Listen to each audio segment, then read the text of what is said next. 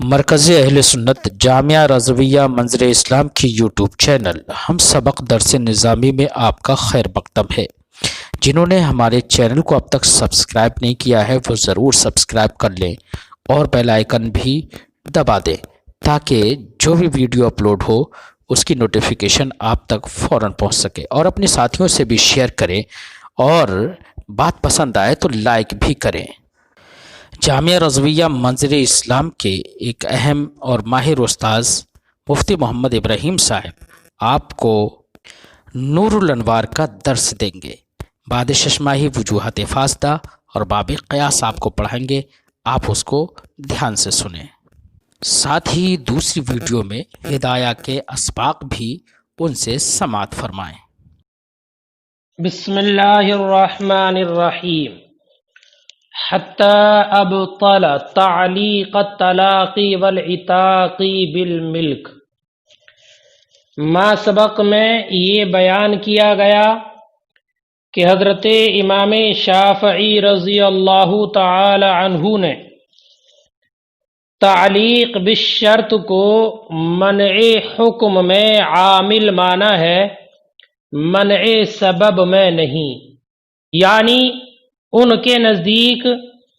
تعلیق بالشرط حکم کو روکنے والی ہے، سبب کو نہیں۔ سبب فی الحال حسی طور پر پا لیا جاتا ہے۔ یہاں سے اسی پر ایک مسئلے کی تفریع بیان فرماتے ہیں کہ امام شافعی نے تعلیق طلاق اور تعلیق عتاق بالملک کو باطل قرار دیا ہے۔ مسئلہ یہ ہے کہ جب کسی نے اجنبیہ عورت سے کہا ان نکحتک فانتی طالق،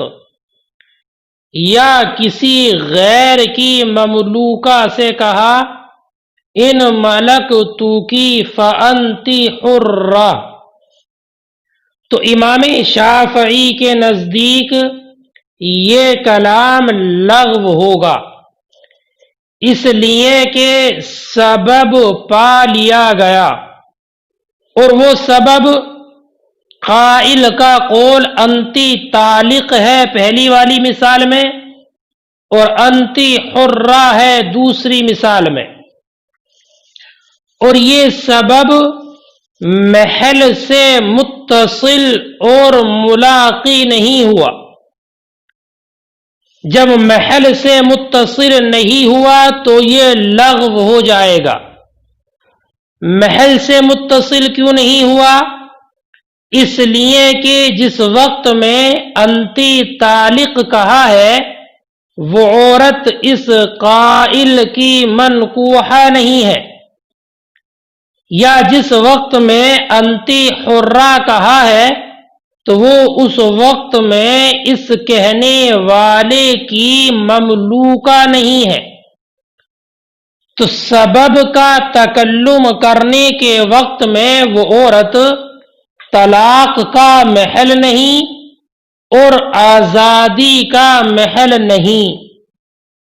تو اب یہ سبب اپنے محل سے متصل نہیں ہوا، جب متصل نہیں ہوا تو اب یہ لغو ہو جائے گا۔ اور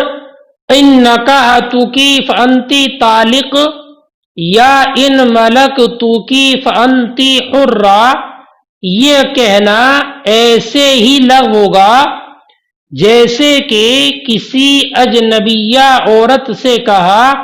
ان دخلت الدار فانتی طالق، تو ان دخلت الدار فانتی طالق کہ اگر تو گھر میں داخل ہوئی تو تجھے طلاق، اور وہ اجنبیہ ہے، تو جیسے یہ قول بالاتفاق باطل اور لغو ہے، ایسے ہی اگر ان نکحتک فانتی طالق کہا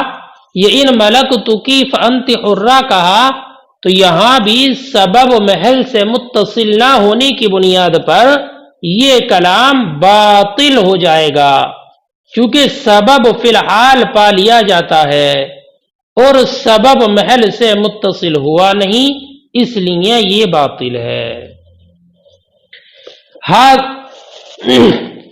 حتی ابطل تعلیق الطلاق، یہاں تک کہ باطل قرار دیا امام شافعی نے طلاق کے معلق کرنے کو اور عتاق کے ملک کے ساتھ معلق کرنے کو۔ تفریع لما ذهب الیہ الشافعی، یہ تفریع ہے اس پر کہ جس کی طرف امام شافعی گئے ہیں۔ اذا قال لاجنبیہ، یعنی جب کسی اجنبیہ عورت سے کہا ان نکحتک فانت طالق، یہ کہا او ان ملکتک فانت حرہ، یبطل ھذا الکلام عندہ، تو یہ کلام امام شافعی کے نزدیک لغو ہوگا۔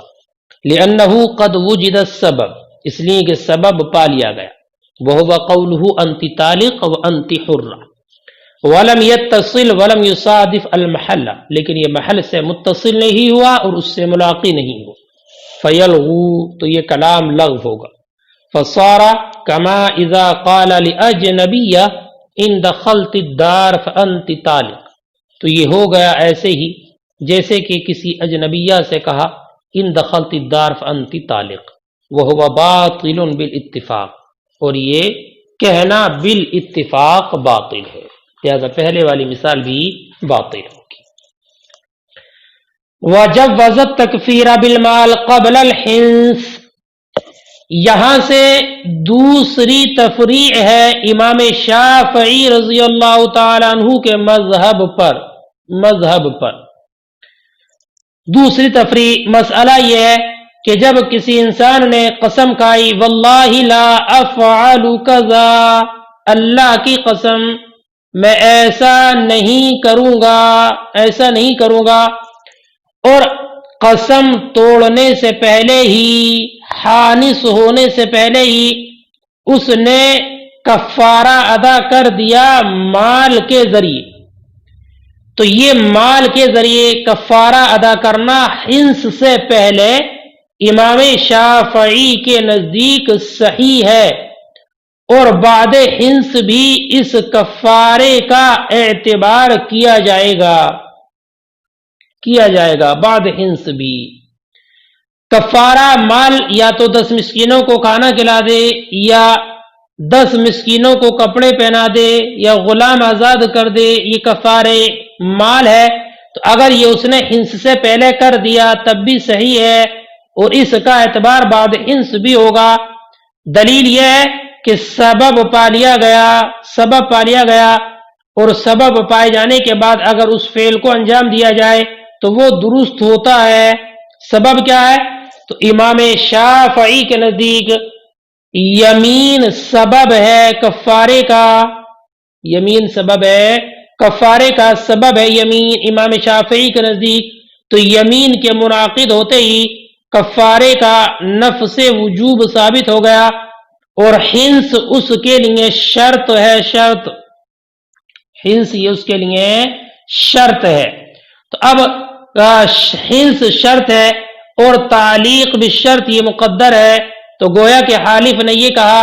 ان حنثت فعلی کفارۃ یمین، اگر میں حانث ہوا تو مجھ پر کفارہ یمین ہے، لہذا جب سبب پا لیا گیا یمین تو اس پر حکم کا مرتب ہونا بھی صحیح ہے، یہ ایسا ہی ہے جیسے کہ نصاب کا مالک ہونا زکوٰۃ کے واجب ہونے کا سبب ہے، نصاب کا مالک ہونا زکوٰۃ کے وجوب کا سبب، اور حولان حول اس کے لیے شرط ہے، لہذا اگر کسی انسان نے نصاب کا مالک ہونے کے بعد اور حولان حول سے پہلے زکوٰۃ ادا کر دی تو اس کی یہ زکوٰۃ ادا ہو جائے گی، اور حولان حول کے بعد اس زکوٰۃ کا اعادہ واجب نہیں ہوگا، ایسی اگر قسم کھانے کے بعد حنث سے پہلے قسم کا کفارہ مال ادا کر دیا تو وہ ادا ہو جائے گا، اور قسم توڑنے کے بعد اس کفارے کا اعادہ لازم نہیں ہوگا،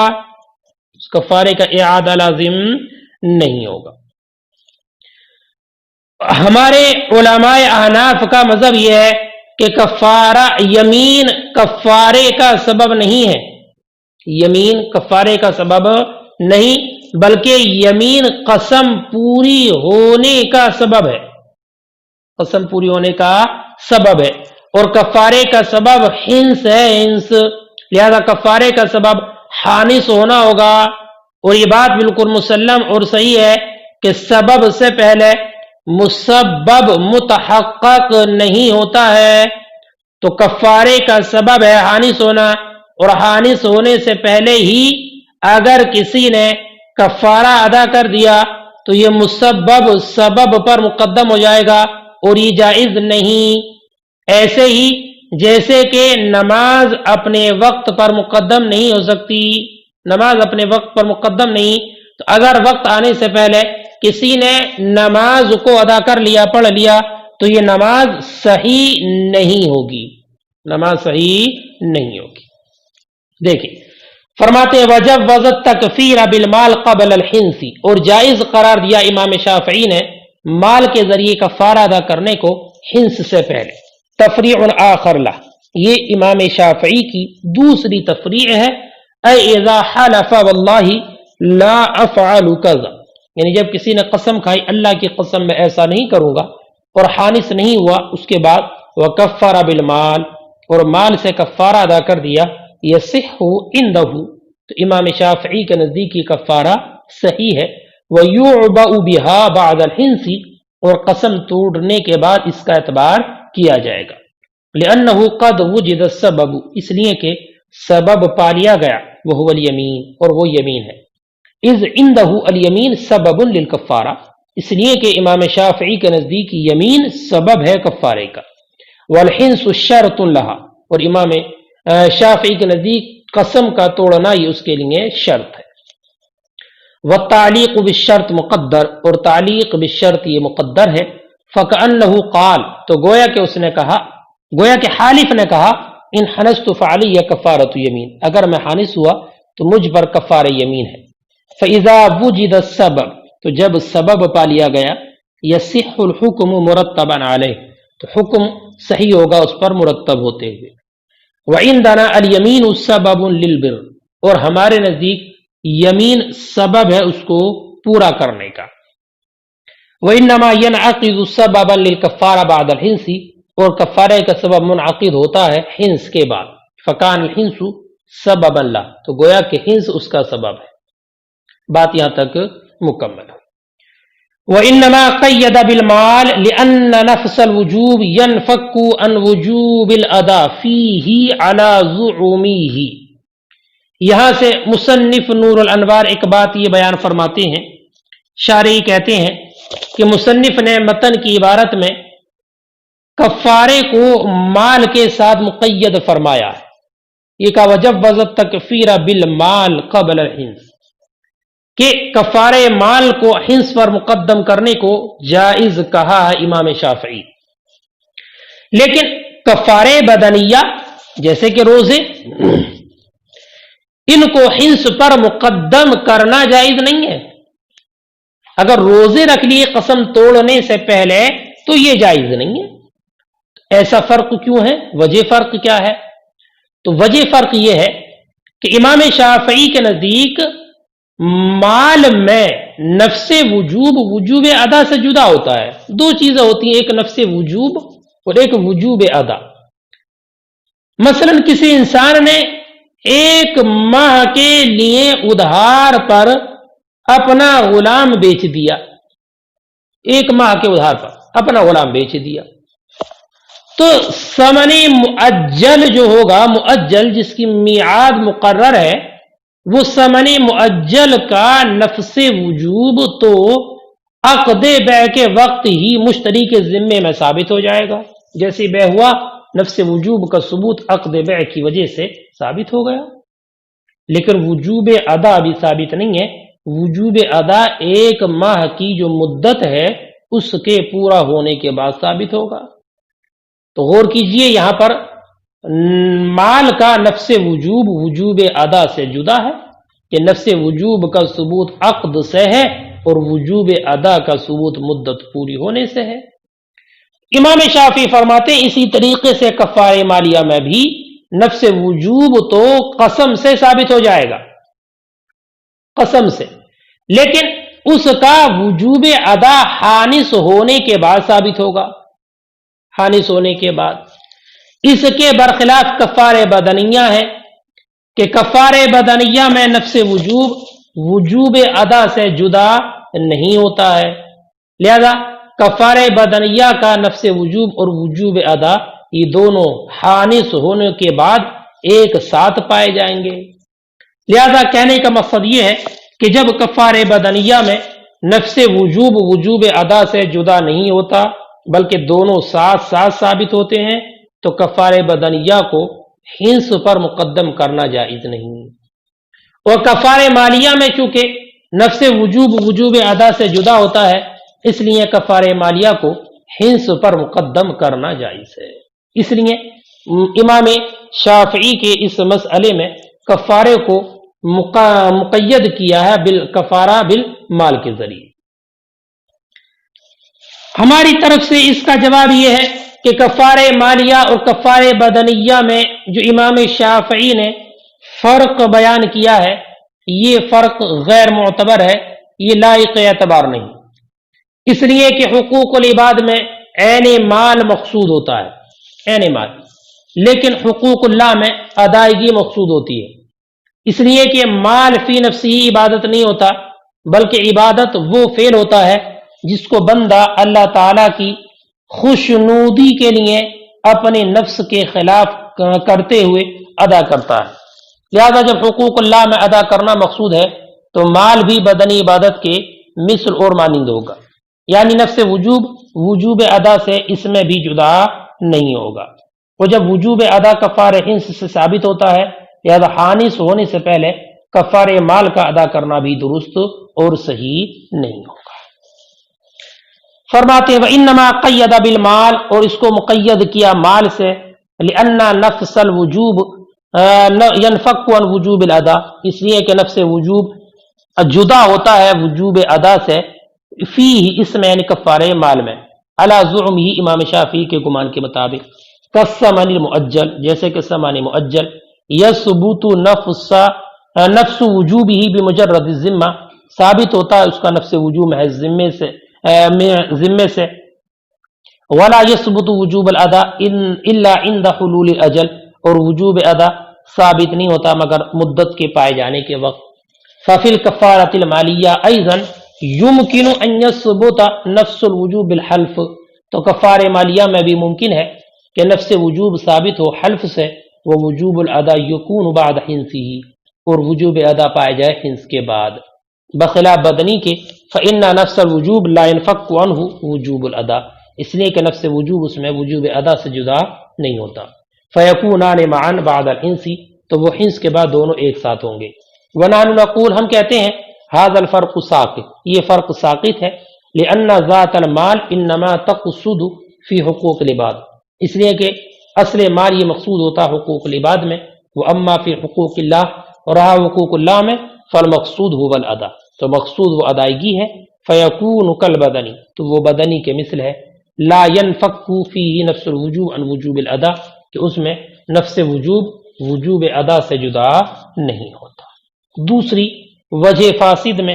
امام شافعی رضی اللہ تعالیٰ عنہ کا جو مسلک اور مذہب تھا اور اس پر جو تفریعات وغیرہ تھیں ان کا ذکر یہاں تک مکمل ہوا۔ اب اگلے امام اعظم رضی اللہ تعالیٰ عنہ کا اس میں مذہب کیا ہے اس کا ذکر آئے گا۔